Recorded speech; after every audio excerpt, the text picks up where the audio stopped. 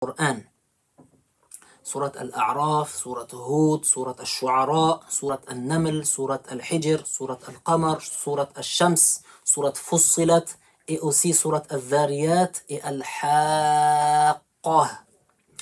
Et il a été dit au sujet de son ascendance qu'il est donc Salih, fils de Ubayd, fils de Masih, fils de Ubayd, fils de Hadir, fils de Thamoud, hein, on va en parler après, fils de Athir, fils de Iram. Iram, c'est le fils de qui? C'est le fils de Sam. Sam, c'est le fils de qui? Le fils de Nuh, alayhi salam. Hein? Et il a été dit autre chose également. Donc Allah tabaraka wa ta'ala a envoyé son prophète Salih au peuple de Thamoud. Allah ta'ala a envoyé le prophète Salih au peuple de Thamoud. Et Thamoud, c'est en fait une tribu, hein, qui porte le nom de leur ancêtre, hein, Thamoud. Et Thamoud, c'est le frère de Jadis. Il s'agit de deux frères. Et les deux sont les fils de Athir, fils de Iram, fils de Sam, fils de Nuh. Et ce sont des Arabes. Hein, ce sont des Arabes, font partie des Arabes qui résidaient dans une région qu'on appelle Hijr. Hijr, c'est une région qui est située entre le Hijaz et la Jordanie. Quand on dit le Hijaz, c'est la Mecque, Médine, Al-Taïf. Donc ces régions-là, on appelle ça Hijaz. Et eux, ils résidaient là-bas. Et Thamoud, cette tribu, donc résidait donc là-bas en région entre le Hijaz et même Tabouk. Et il leur a été accordé beaucoup de bienfaits, de nombreux bienfaits. Tout comme il avait été accordé au peuple de Ad avant eux. Hein, rappelez-vous, le peuple de Ad vers qui était envoyé le prophète Hud. Hein, ils ont péri par un châtiment, par un vent. On en a parlé hier. Et donc Thamoud, donc ils sont venus après.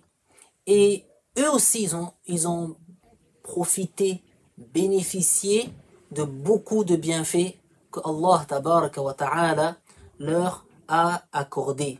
Mais, subhanallah, c'est que eux n'étaient pas meilleurs que les Ad. Subhanallah. Eux aussi, ils n'ont pas tiré les moralités, hein, ils n'ont pas fait preuve de reconnaissance. Donc, ils n'ont pas tiré les moralités de ce qui s'était produit avec le peuple de Ad, qui eux aussi n'avaient pas remercié. Ils n'avaient pas remercié Allah Ta'ala en l'adorant, en suivant son prophète. Et qu'est-ce qu'ils ont fait? Ils ont plutôt adoré les idoles. Ils ont plutôt adoré les idoles. Ils n'ont pas adoré Allah Tabaraka wa Ta'ala. Donc, ce qui les a amenés à leur propre perte, c'était le fait qu'ils étaient corrompus par les larges bienfaits qu'ils avaient. Hein? Ils avaient beaucoup de bienfaits, ils vivaient dans un bien-être, et ça les a trompés. Subhanallah. Donc, ils étaient forts eux aussi, et même ils construisaient leur résidence dans les montagnes. Ils construisaient leur résidence dans les montagnes, dans les falaises. Subhanallah, ils taillaient dans la roche des résidences et ils y habitaient. Hein, il a été dit que jusqu'à nos jours, on peut apercevoir ces résidences, ces sortes de résidences creusées dans la roche, dans ces régions-là. Le prophète Salih, Allah Ta'ala l'a envoyé donc à Thamoud. Qui est le prophète Salih? Salih était celui d'entre eux qui était le plus le plus honorable d'entre eux du point de vue de l'ascendance, du point de vue de l'esprit. Il avait un esprit vif, Sayyidina Salih alayhi salam. Et aussi, il était le plus indulgent, alayhi salatu wassalam. Qu'est-ce qu'il a fait? Il les a appelés à l'adoration de Allah, tabaraka wa ta'ala. Il les a incités à la croyance, à l'unicité de Allah, tabaraka wa ta'ala, sans rien lui associer, hein, d'abandonner l'adoration des idoles qui, elles, ne présentent ni profit, ni nuisance. D'accord? Il les appelait à raisonner et à réfléchir, hein, afin de croire en Allah subhanahu wa ta'ala. Et il a été donc cité dans le Coran. واذكروا إذ جعلكم خلفاء من بعد عاد وبوأكم في الأرض تتخذون من سهولها قصورا وتنحتون الجبال بيوتا فاذكروا آلاء الله ولا تعثوا في الأرض مفسدين ولا تعثوا في الأرض مفسدين. Qu'est-ce qu'elle signifie cette ayah?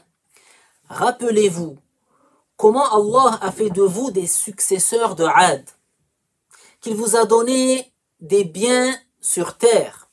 Vous construisez des palais dans les vallées et vous taillez des résidences dans les roches des montagnes.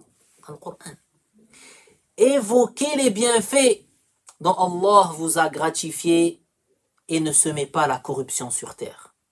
Donc, cette ayah qui est dans Surat Al-A'raf, elle signifie que Allah tabaraka wa ta'ala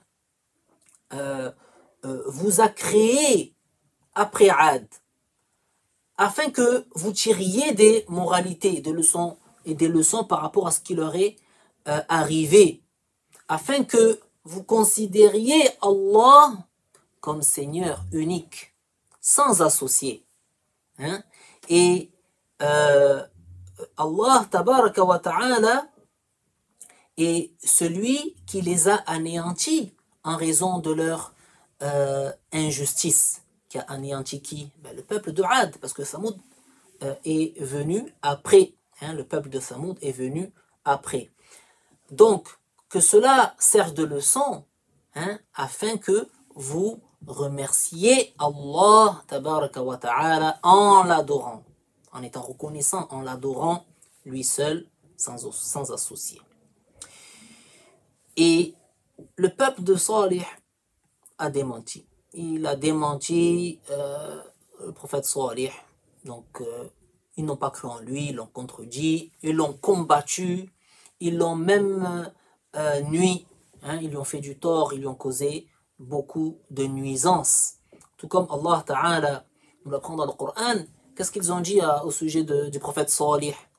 Ils ont dit que c'était quelqu'un d'ensorcelé.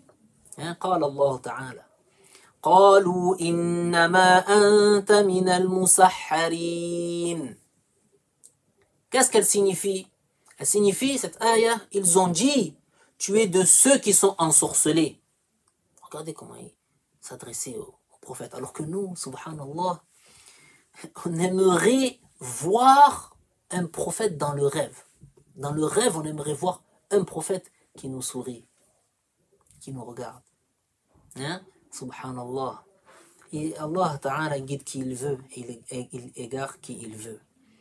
Et ceux qui ont fait preuve d'orgueil, ils ont commencé à craindre, hein, que les gens commencent à suivre Salih dans son appel. Ils ont commencé à craindre l'entrée en islam des gens, hein, de leur peuple. Alors, ils se sont dit, si ils le suivent, alors notre puissance va s'affaiblir. Alors, notre pouvoir va être dissipé. Alors, ils se sont dit, il faut que on on le mette en difficulté. Ils ont voulu mettre en difficulté le prophète Salih. Qu'est-ce qu'ils ont fait? Ils lui ont dit, on va lui demander quelque chose qui va être incapable de pouvoir réaliser. Ils sont partis le voir et ils lui ont dit, ils lui ont demandé un miracle. Ils lui ont demandé un miracle. Et ils lui ont dit, oh Salih, si tu dis la vérité, fais sortir de ce rocher une chamelle avec son petit. Un rocher compact, d'accord, sans brèche. Fais sortir de l'intérieur du rocher, à partir de l'intérieur du rocher, fais sortir une chamelle avec son petit. Ils ont demandé un miracle. Le miracle, c'est quoi? Le miracle, c'est quelque chose qui est extraordinaire. Extraordinaire, c'est-à-dire qui n'est pas habituel. D'accord? Qui sort de l'ordinaire. Et il vient, donc cet acte extraordinaire, il vient dans les mains, donc il apparaît pour celui qui se dit prophète, qui s'annonce comme prophète. Il dit aux gens, je suis un prophète de Allah. Et qui est conforme avec son appel, d'accord? Cet acte extraordinaire est conforme à son appel, au fait qu'il dit aux gens, je suis un prophète. Et personne de parmi les opposants n'est capable de ramener quelque chose de semblable ou bien de contrecarrer le miracle. Ça, c'est un miracle. Donc, les savants, ils ont bien défini le miracle afin qu'on ne dise pas au sujet de tout et n'importe quoi, ça c'est un miracle, ça c'est un miracle. D'accord? Un miracle, ça arrive que au prophète. D'accord? On peut dire, oh, il s'est passé quelque chose d'étonnant, ajib, oh, quelqu'un il est tombé du 5e étage et il n'est pas mort. Étonnant. Ça, c'est pas un miracle. Parce que celui qui est tombé du 5e étage et qui n'est pas mort, il ne se dit pas prophète. D'accord? Le miracle, on dit en arabe mu'jiza. Si vous voulez, voilà, le terme en arabe c'est mu'jiza. Mu'jiza, ce n'est que pour les prophètes. D'accord? Et le prophète Salih a eu un miracle éminent, éclatant, masha'Allah. Et même tous les prophètes de Allah, tabaraka wa ta'ala, ont eu des miracles. Prophète Adam, prophète Jis, prophète Idris, même si on n'en a pas cité, d'accord? Nous, notre croyance, c'est que tous les prophètes, chaque prophète a eu un miracle. Il n'y a pas de prophète sans qu'il n'ait eu de miracle. Et le prophète Muhammad sallallahu alayhi wa sallam, il est celui d'entre tous les prophètes qui a eu les plus beaux miracles, hein, de parmi tous les prophètes, comme il a dit l'imam al-Shafi'i. Donc, ici, il s'est produit un miracle, mais le miracle ici était suite à la demande des gens, d'accord, des opposants. Ils ont dit, si tu es vraiment un prophète, alors fais, voilà, prouve-nous que tu es un prophète. On veut une preuve. Donc c'est à la demande. Et des fois, c'est pas à la demande des gens. C'est pas à la demande des gens, d'accord? C'est clair. Et là, ici, c'était à la demande des gens. Et quel était ce miracle? Une chamelle qui est sortie de son petit. Comment cela s'est produit? Qu'est-ce qui s'est passé après? Inch'Allah ta'ala, on parlera de cela demain. Inch'Allah, si on est vivant, après Qiyam Ramadan, après Tarawih, voilà, je pense vers 23h, comme ça, un peu comme aujourd'hui. On a fini un peu tard. Et on prendra un petit quart d'heure, hein, on parlera du miracle du prophète Salih, on parlera des prophètes, on passe un temps dans le bien pendant Ramadan, hein, on sacrifie de notre temps dans le bien, une partie de notre nuit pour être dans une assemblée de bien, là où vous êtes, et on demande à Allah tabaraka wa ta'ala qu'il nous accorde la réussite pour faire ce qu'il agrée, qu'il nous pardonne nos péchés, et nous accorde le paradis sans châtiment. Walhamdulillahi rabbil alamin. وصلى الله وسلم على سيدنا محمد النبي الأمين. لا إله إلا الله. اللهم صل على سيدنا محمد وعلى آله وصحبه وسلم. رب اغفر لي وللمؤمنين والمؤمنات والحمد لله رب العالمين. بارك الله فيكم وبكم وعليكم، والسلام عليكم ورحمة الله وبركاته.